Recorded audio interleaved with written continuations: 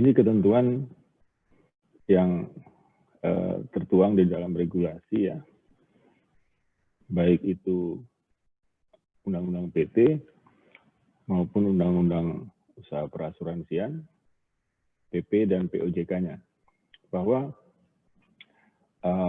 kalau di PT ya, Undang-Undang PT, jumlah direksi minimal 1 orang, komisaris 1 orang.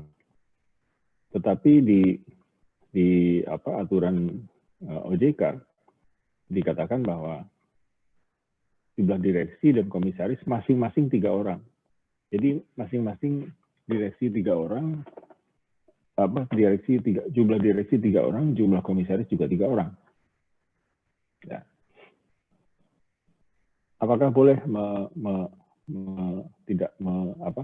bukan menyalahi kan, di PT kan dikatakan minimal 1 orang. Nah, di asuransi dikatakan minimal 3 orang.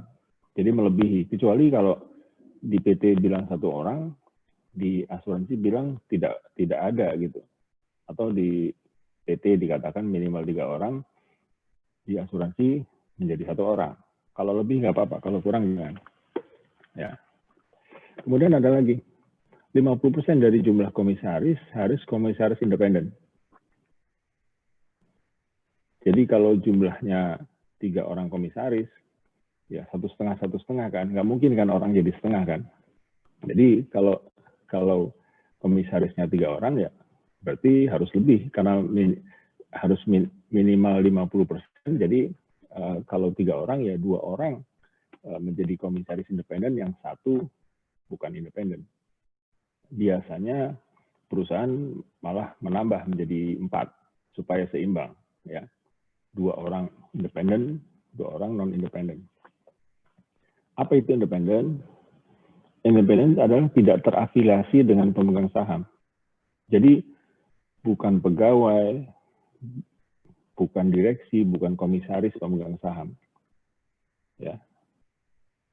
Pemegang saham artinya yang punya perusahaan ini ya, perusahaan asuransi. Jadi gitu. Yang 50% sisanya terserah, boleh direksi, boleh pegawai, boleh komisaris, pemegang saham. Ya. Tentu saja direksi dan komisaris di sini tidak boleh merangkap. Misalnya dia direksi juga, jadi komisaris juga di perusahaan yang sama, tidak boleh. Tapi orang yang berbeda-beda ya. Nah ini. Jadi 50% dari jumlah komisaris harus komisaris independen. Kemudian apa lagi? Harus ada minimal 1 orang aktuaris perusahaan. Kalau tidak ada aktuaris, bagaimana? Ya. Waktu itu masih bisa menggunakan konsultan actuary. Kalau sekarang actuarial firm ya, firma. Masih bisa, tapi entah sekarang. Tapi yang pasti memang dia harus mempunyai 1 orang aktuaris independen, harus aktuaris perusahaan yang dedicated untuk bekerja untuk perusahaan ini. Kemudian harus mempunyai tenaga ahli atau A2IJ. Ya. Kalau A3IJ ya belum boleh, harus A2, ahli ahli asuransi Indonesia Jiwa. Ya, ahli asuransi Indonesia. Bagi yang baru masuk, tolong absen di kantor pusat. Kemudian ketentuan lagi, kalau ada kantor cabang, ya, kantor cabang yang dapat menerbitkan polis, maka kantor cabang tersebut juga wajib mempunyai tenaga ahli. Karena dikatakan kantor cabang itu bisa meng-underwrite ya, bisnis. Bisa meng-underwrite, sehingga dia harus mempunyai tenaga ahli juga. Seperti itu. Ya. Kalau tidak punya, kalau semua cetak polisnya atau keputusan penerbitan polisnya ada di kantor pusat, gimana? Ya tidak perlu di kantor cabang mempunyai tenaga ahli. Gitu ya. Ada pertanyaan sampai sini? Silakan. Masih jelas, Pak. Nah, tolong videonya dipasang ya.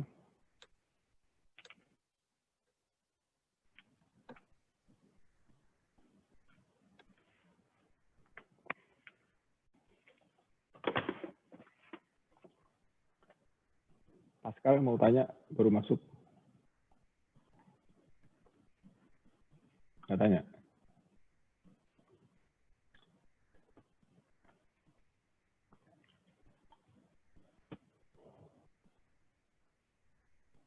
Oke, kita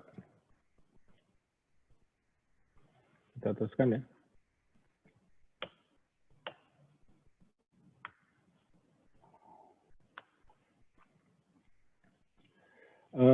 Sebelum kita masuk ke struktur ya, tadi kita sudah lihat wajib dipenuhi sesuai dengan aturan OJK.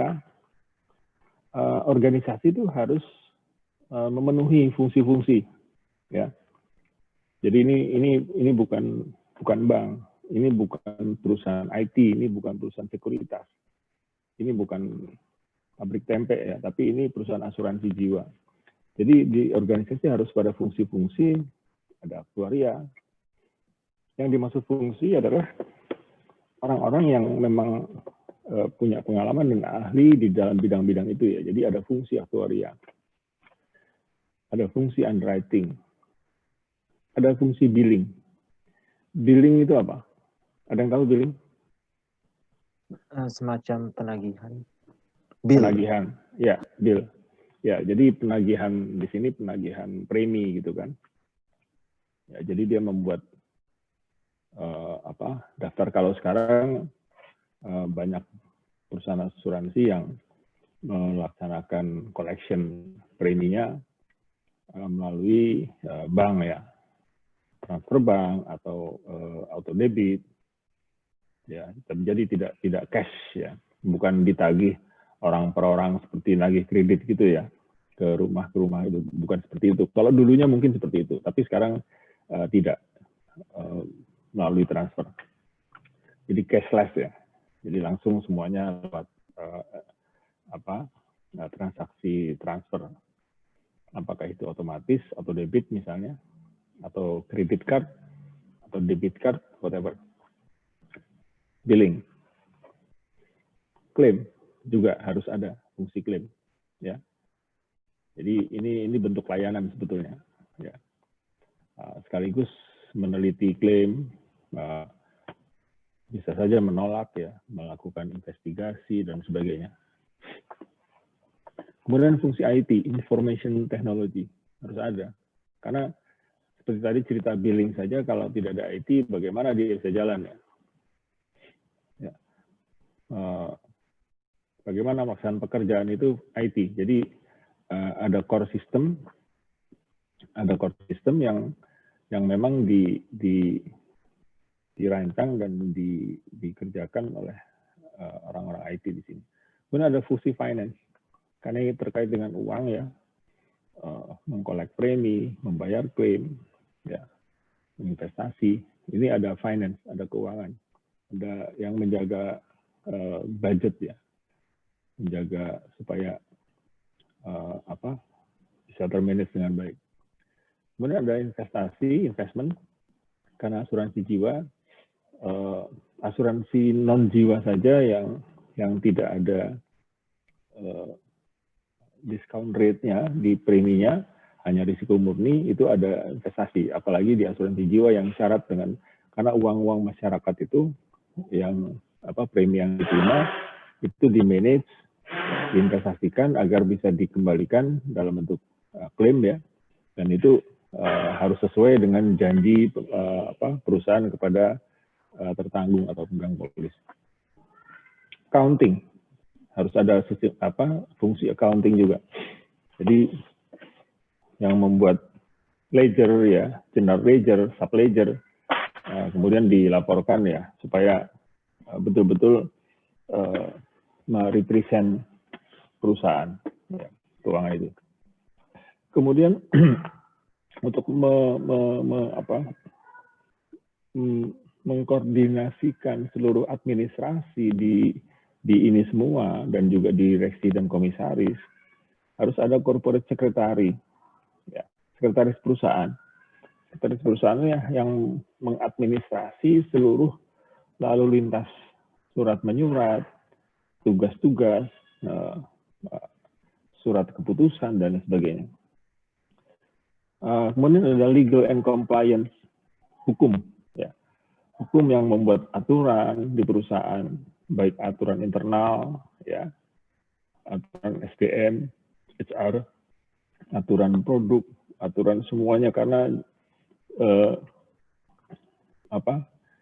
perusahaan asuransi ini syarat dengan regulasi, ya, legal lah yang membuat draftnya. Persetujuannya bukan legal, tapi persetujuan direksi. Ya. Jadi legal lah yang membuat. Polis juga seperti itu.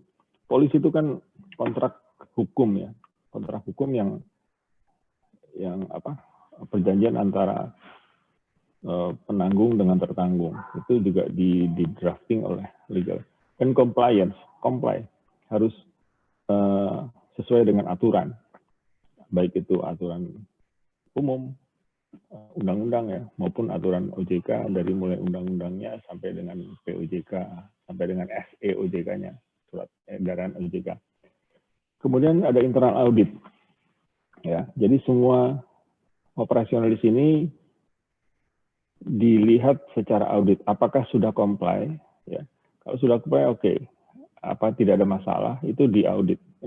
Internal audit inilah yang nanti akan bicara sebagai jembatan, bicara dengan external auditor. Apa itu external auditor? Setiap tahun perusahaan diaudit, harus diaudit oleh external auditor, atau biasa disebut kantor akuntan publik, ya, KAP.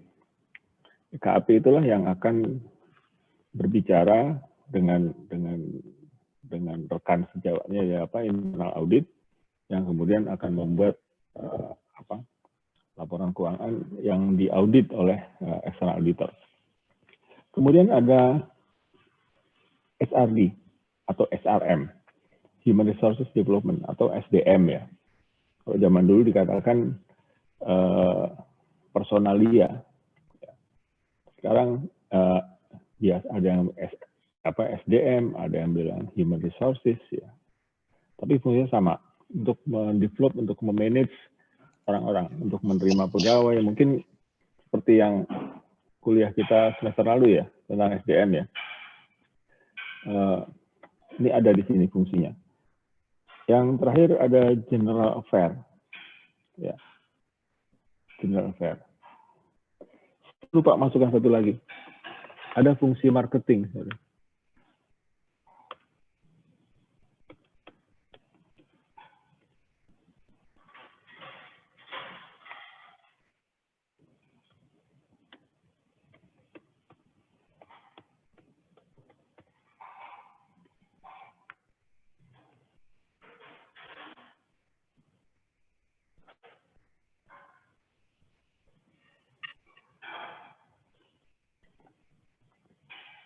Ya. General Affair. General Affair itu apa sih? Umum, ya, bagian umum yang mengadakan lelang, misalnya, yang menyediakan alat tulis kantor, yang menyediakan meja kursi bagi pegawai, komputer, gedung, AC, dan sebagainya. Itu disiapkan oleh General Affair. Kertas, ya, bolpen, semuanya. Kemudian ada sales and marketing sebenarnya. Ya. Kalau sudah lengkap semua di belakang, yang karena ini perusahaan asuransi jiwa dan harus mencari premi, ya, sales marketing itulah yang akan mencari. Saya tidak tulis channel, ya, tetapi fungsi sales marketingnya dulu. Ini kalau ada channel distribution, ini bagian dari penjualan dan strategi marketing. Misalnya ada bank assurance, ada telemarketing, ada agency, ada employee benefit, dan sebagainya. Itu ada di sales marketing. Inilah fungsi organisasi yang harus dipenuhi, ya. Bisa berkembang, ya. Bisa berkembang, tapi fungsi utamanya ini harus ada. Ada masukan lagi? Mungkin ada yang saya lupa atau apa? Atau ada pertanyaan? Silakan. Pak Marioso. Ya. Sebenarnya pengen tanya aja sih Pak. Kalau produk dia itu gabungan atau ada fungsinya sendiri apa di organisasi? Produk ada gabungan, ada apa tadi? Gabungan. Dia gabungan, maksudnya dia gabungan dari beberapa fungsi ini, divisinya itu di organisasi, atau dia sebenarnya ada fungsinya sendiri di organisasi ini? Oke, good question ya. Produk bagaimana? Apakah produk itu ada fungsi di dalam organisasi atau gabungan? Kita lihat produk. Produk itu kan sebetulnya gini, kalau ansih produknya sendiri, kalau kita lihat, kalau kita orang aktuaria, produk itu identik dengan premi katanya, dengan pricing, ya kan? Dengan pricing. Pricing itu apa sih? Harga kan? Kalau menentukan harga itu kan harus tahu jenis produknya apa, endowment kah, term insurance kah, dwiguna, sumur hidup, unit link dan sebagainya. Orang aktuaria dengan modal Excel 1 jam selesai bikin itu, ya. Tapi itu disebut bukan produk, itu disebut pricing. Jadi pada zaman dahulu kala memang banyak perusahaan-perusahaan yang agak keliru menurut saya kalau dilihat dari kacamata sekarang. Karena produk itu selalu dibuat oleh aktuaria. Ya. Makanya ada bagian di aktuaria namanya product development, pembuatan atau pembangunan produk. Sebetulnya bukan seperti itu. Jadi pertanyaannya bagus ya. Apakah dibuat gabungan atau kalau melihat produk secara pricing aktuaria, tetapi produk secara keseluruhan, ya. Kalau sekarang lebih dikatakan bahwa produk itu didefinisikan sebagai keseluruhan. Jadi seperti kita belajar di marketing ya, 7P itu harus dipenuhi kan. Product, price, people, ya, proses, physical evidence dan lain sebagainya. Itu kalau sekarang ada di satu komite ya. Komite bekerja ad hoc. Ad hoc artinya kalau ada kita mau rancang produk baru nih, dikumpulkanlah ada komite anggota komite tetap, ada aktuaria, ada marketing, ada legal, ada IT, ada underwriting, dan semuanya yang terkait, ya. Sehingga dia rapat, aktuaria membuat pricing-nya, marketing membuat strategi marketingnya, ya, legal membuat aturan-aturan SK-nya, ya, IT membuat sistemnya, keuangan juga membuat sistem keuangannya misalnya, seperti itu. Jadi jawabannya adalah sebetulnya gabungan dari beberapa fungsi. Agar begitu selesai didiskusikan, dibuat,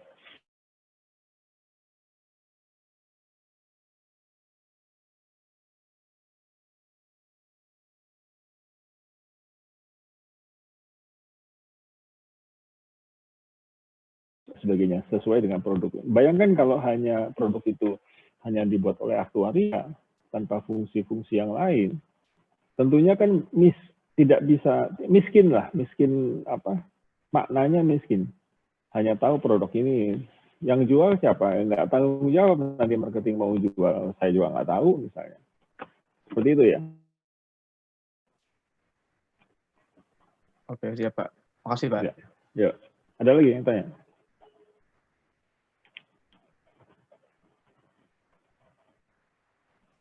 Bapak mau nanya, di sini kan siapa finance Rosa Pak. Gimana? Di sini kan finance, investment itu sama accounting itu kan hampir mirip ya Pak. Berarti dia apa tadi? Finance, investment, sama accounting itu kan di dalam bidang keuangan ya Pak. Nah, sedangkan kalau finance sama accounting itu kan sama-sama mencakup tentang keuangan ya Pak. Kalau accounting kan berarti dia pencatatannya. Kalau finance itu dia ngapain, apa sebenarnya investment sama accounting itu di dalam finance? Apa dia terpisah-pisah sendiri menjadi 3 bagian? Oke. Ya bagus pertanyaannya ya. Pertama gini, kenapa saya tulis warnanya berbeda-beda di sini? Ada yang biru, ada yang hijau, apa nih? Kemudian ada warna ini, ada warna ini, ada warna merah. Kelihatan ya di screen ya, terlihat ya. Kenapa? Ada yang tahu?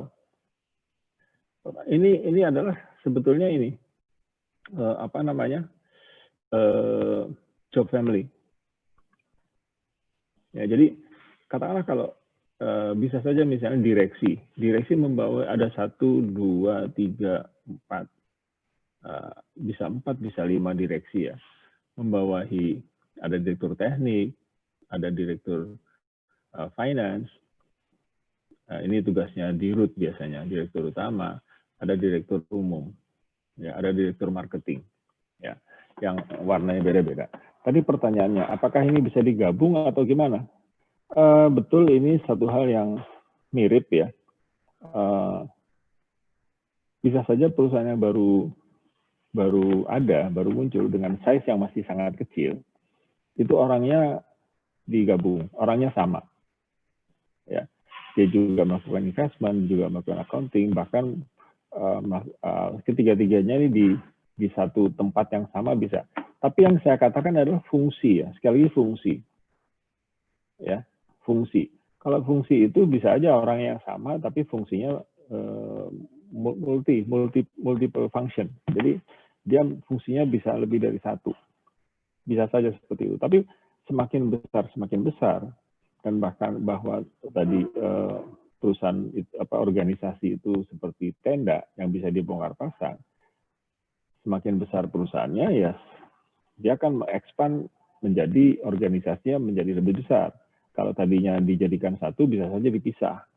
Kalau tadinya mengelola hanya 150 miliar, sekarang sudah mengelola katakanlah 5 triliun.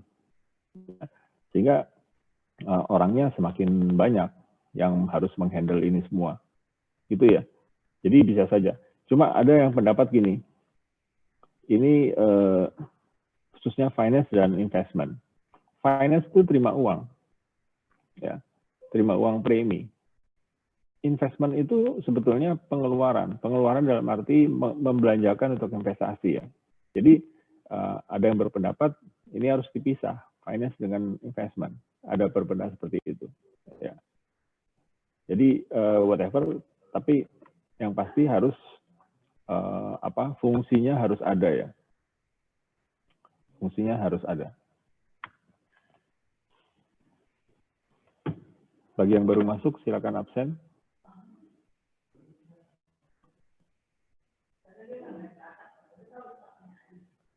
Kalau ada yang mau ke belakang ya, mau buang air dan sebagainya, tidak perlu izin ya.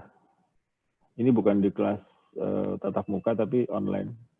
Cukup misalnya di videonya di off-kan dulu belakang, nanti tapi jangan lupa audionya juga di off-kan ya.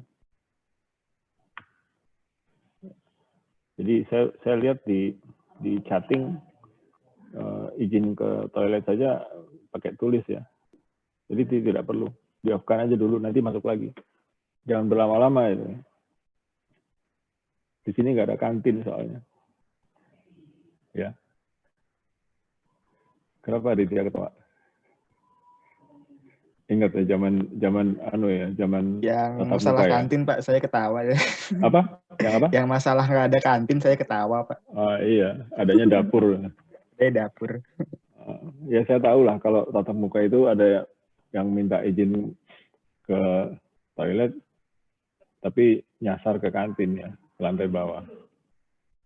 Ya, mestinya cuma 1 menit, 2 menit, ini bisa 5-10 menit barangkali. Oke. Ada pertanyaan lagi? Silakan tanya. Karena nanti khususnya teman-teman yang grup berapa? 4 ya, yang akan presentasi minggu depan.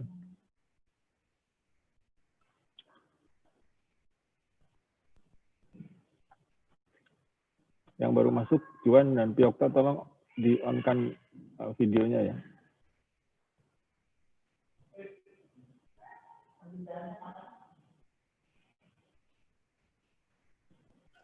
Maaf Pak, suka keluar-keluar, jadi bukan baru masuk. Apa tuh? Internet saya suka keluar lagi, jadi baru masuk lagi. Oh. Udah 2 kali soalnya. Oh. Bukan baru masuk? Bukan.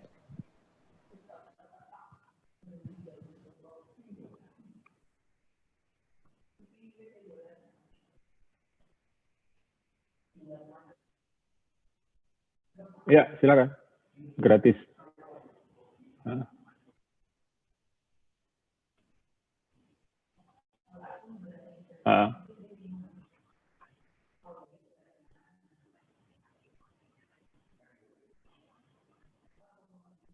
Ya.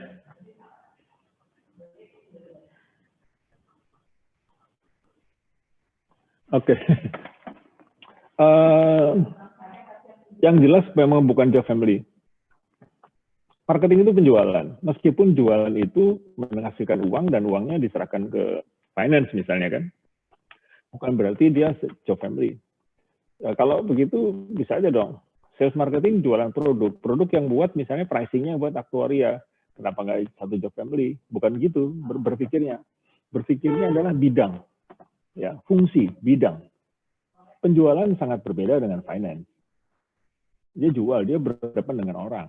Dia merancang membuat strategi pemasaran. Beda-beda. Kenapa dibilang job family? Job family itu kalau secara HR mungkin sudah dipelajari di semester yang lalu ya. Angkatan 2000 berapa nih? 2018 ya? 2017,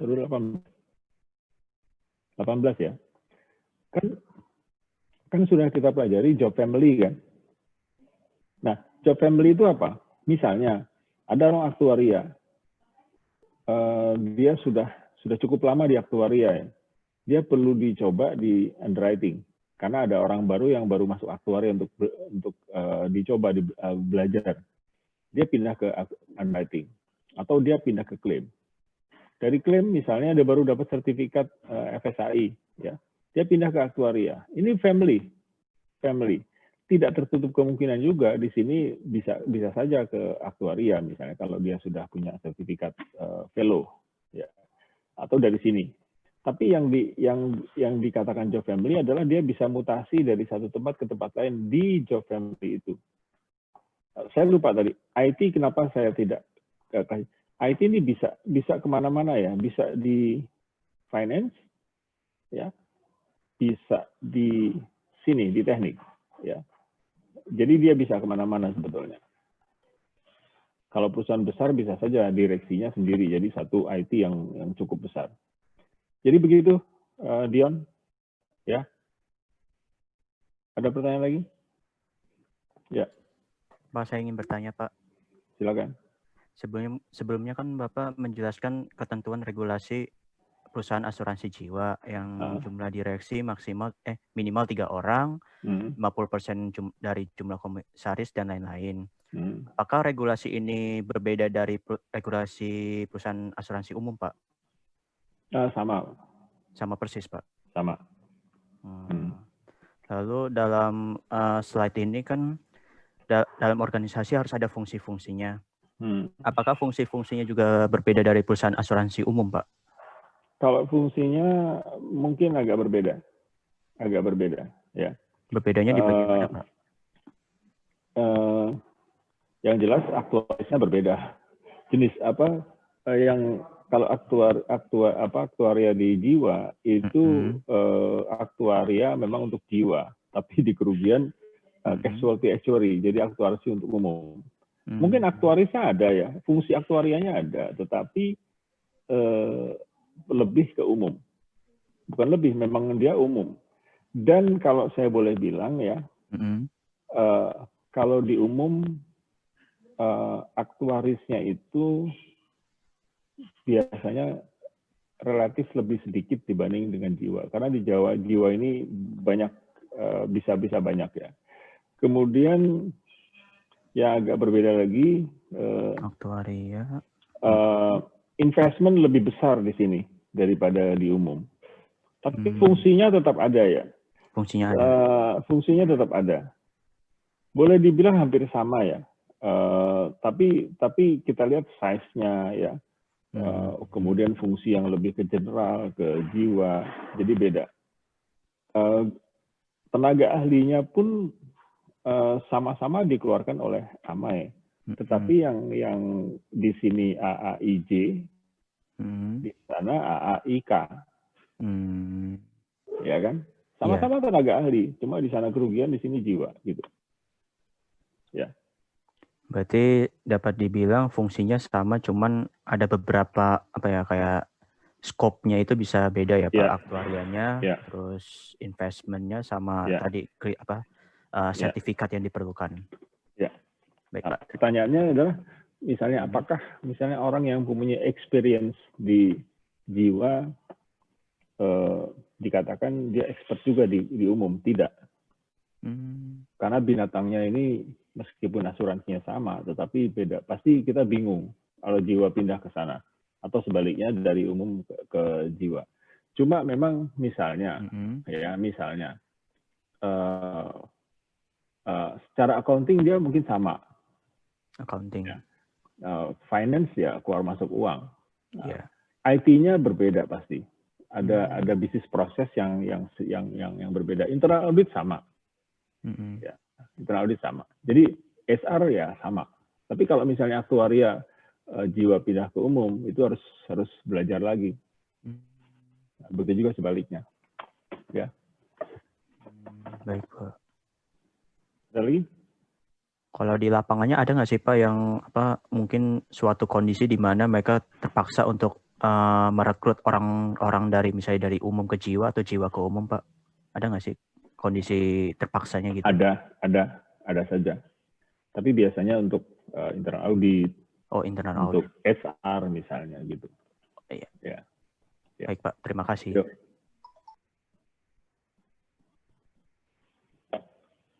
Ada lagi yang lain? Juanik nggak bisa dipasang, nggak bisa di-on-kan videonya sama Piokta.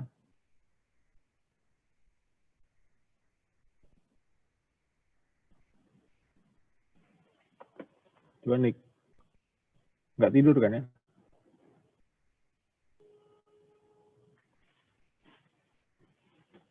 Coba temennya WA deh, kok nggak ada jawaban. Piokta juga. Tadi ada suaranya, sekarang nggak ada. Iya, Pak. Oh, kamu ada? Ada, Pak.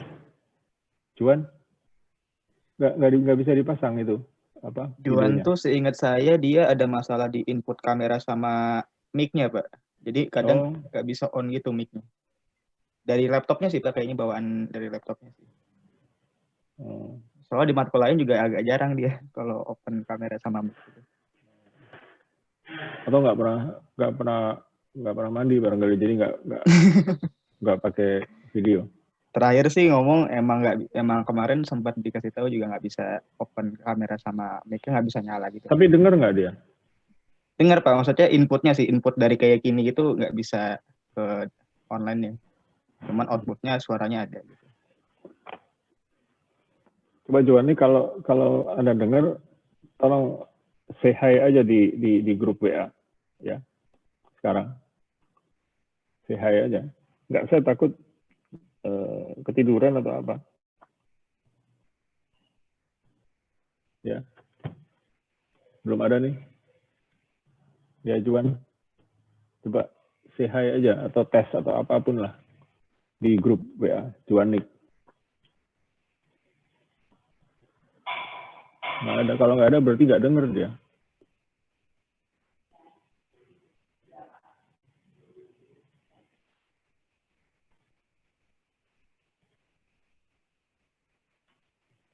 Nggak ada.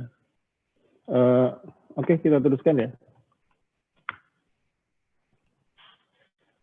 Nah, bicara mengenai organisasi atau bentuk organisasi ya, seperti tadi saya bilang bahwa organisasi itu seperti tenda yang bisa dibongkar, bisa dipasang. Ini, atau saya melalui ini dulu deh. Ya.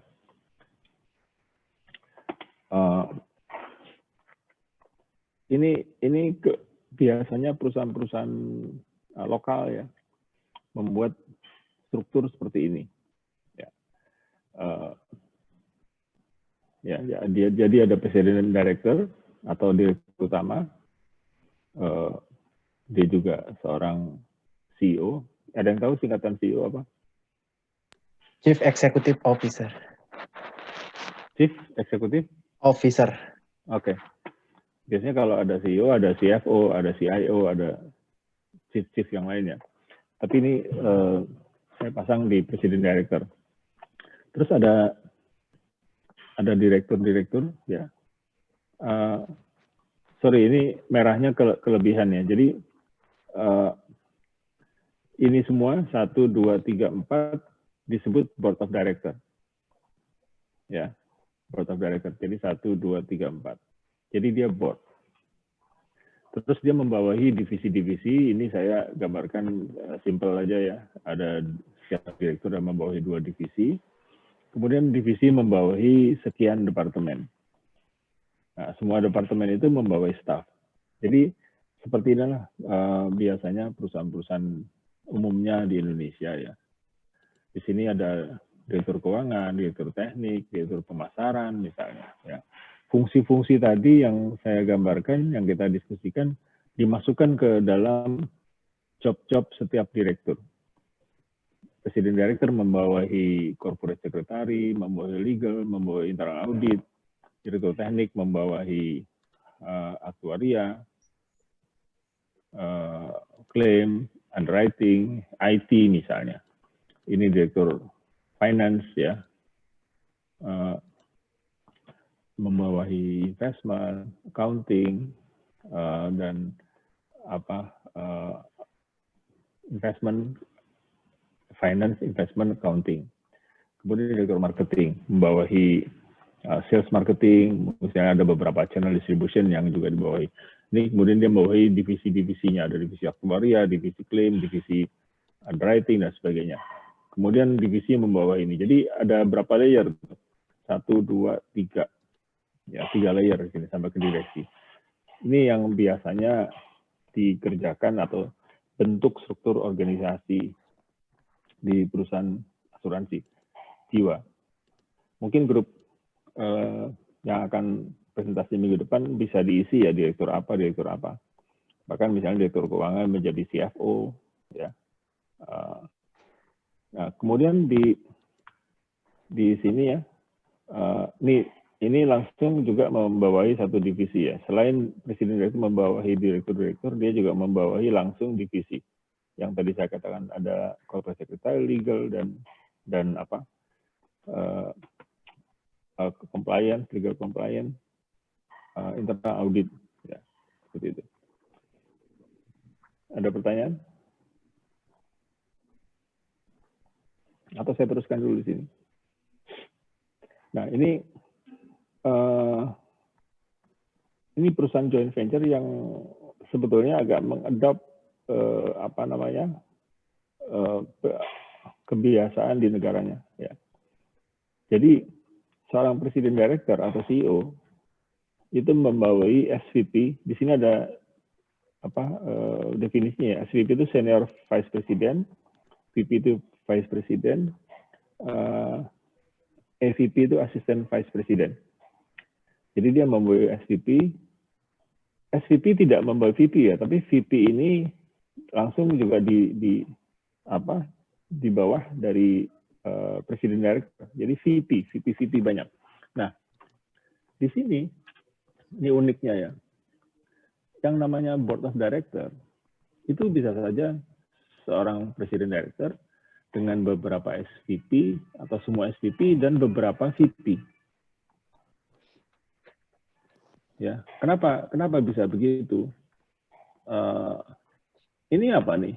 Kalau vice president kan wakil presiden sebetulnya kan bahasa Indonesia-nya kan. Tapi ini jadi satu pangkat ya. Pangkat bisa saja VP di sini bukan board of director, tapi di sini board of director. Yang dikatakan board of director itu biasanya secara legal di Indonesia ya masuk akte. Ya, jadi memang sah secara OJK, sudah di fit and proper dan sebagainya, dia masuk board of director. Tapi di sini bisa saja jabatannya memang direksi, tapi direksi non akte.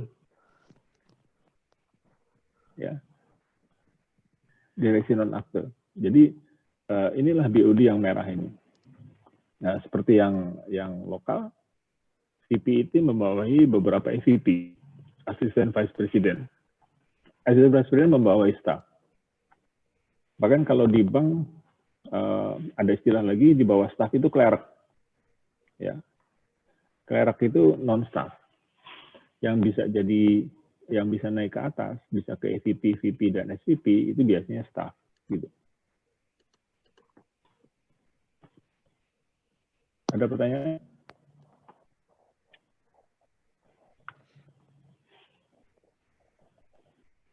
Jadi ini bentuk seperti ini, tapi sekarang juga ada kombinasi ya. Perusahaan lokal bisa saja di sini didefinisikan sebagai SVP dan VP. Ya. Sekarang ada. Jadi kalau perusahaan-perusahaan di Indonesia juga yang lokal bisa saja di kartu namanya dilihat VP, kepala divisi, misalnya, 2. Jadi VP-nya itu sebagai pangkat, ya, jenderal misalnya, atau letnan jenderal, sebagai pangdam. Ya. Ada pangkat, ada jabatan. Divisinya itu jabatan. Ya. Tapi pangkatnya adalah VP atau SVP atau EVP, gitu ya.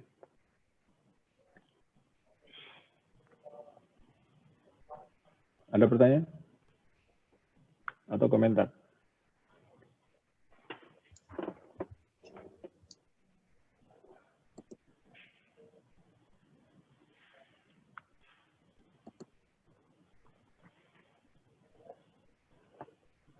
Nggak ada?